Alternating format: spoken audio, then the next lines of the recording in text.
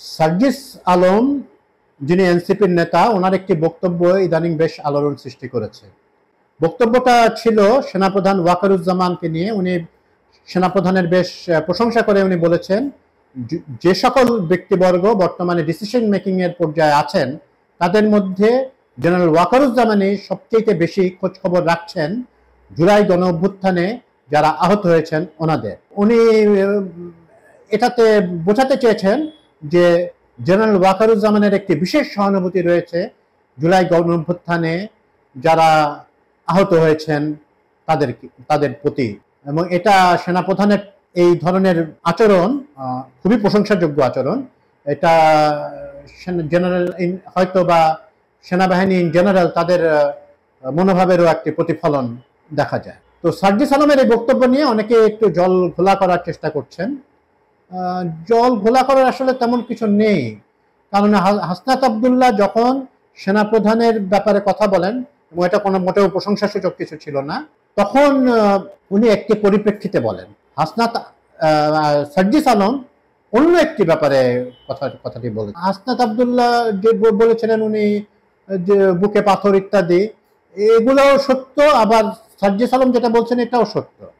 উনি তো মানে এখানে এনসিপির যে বিশাল একেবারে মুনাফিকি করে ফেলছে এরকম কথাবার্তা মানে আমরা শুনতে পেয়েছি, যে একবার একরকম কথা আরেকবার একরকম কথা, সববার এক কথা বাংলাদেশে কেউ বলে নাকি, বা বলা সম্ভব নাকি কারো পক্ষে? এখানে আমাদের একটা জেনারেশন গ্যাপেরও ব্যাপার আছে, যে জেন জি, যেটাতে হাসনা সার্জিস দুটোই বিলং করেন, যে জেনারেশনে ওনারা সব কথা খুব ডিপ্লোম্যাটিক্যালি বলেন না, এবং ওনারা যেখানে প্রশংসা করে সেটা প্রশংসা করেন একই ব্যক্তি হলেও, এবং যেখানে হাসিনা একটি ব্যতিক্রম, এবং যেখানে নিন্দা করে সেটা নিন্দা করেন। হাসনাত আবদুল্লাহ যে পরিপ্রেক্ষিতে বলেছেন সেটাও ঠিক ছিল, এবং সার্জিস আলম এখন যেটা বললেন সেটা যে খুব ভুল তাও না।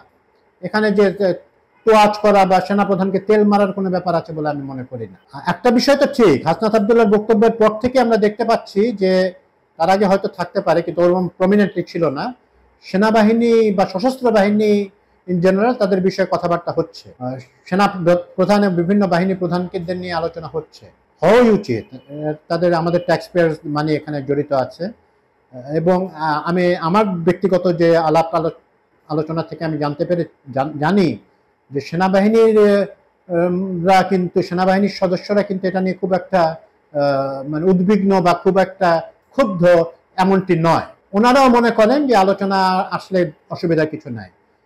তাদের অনেকেই বলেন we have nothing to hide, কিন্তু আমরাই আমাদের সাংবাদিকরা এবং রাজনীতিবিদরা এবং বিভিন্ন পর্যবেক্ষকরা সেনাবাহিনীকে একটা হোলি কাউ বানিয়ে রেখে তাদের ব্যাপারে কিছু বলা যাবে না এরকম একটা ভয়ের আবহ সৃষ্টি করে থাকেন। তো এই ভয়টা তো ভেঙে গেছে।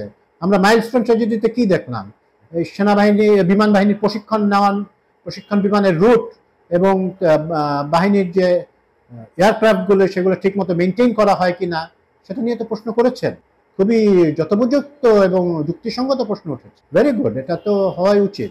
আরেকটি প্রসঙ্গ, জেনারেল ওয়াকারের কি এখতিয়ার আছে কি নাই সেটা নিয়ে অনেকে কথা বলছেন। ওনারা ভুলে যাচ্ছেন যে আমরা খুব স্বাভাবিক পরিস্থিতিতে এই রেজিমটা বিগত স্বৈরাচারী রেজিমটার পতন হয় নাই। এই পতনে যারা স্টেক হোল্ডার ছিলেন, সেনাবাহিনীও একটি স্টেক হোল্ডার ছিল, এবং বিশেষত সেনাপ্রধান একটি স্টেক হোল্ডার ছিল।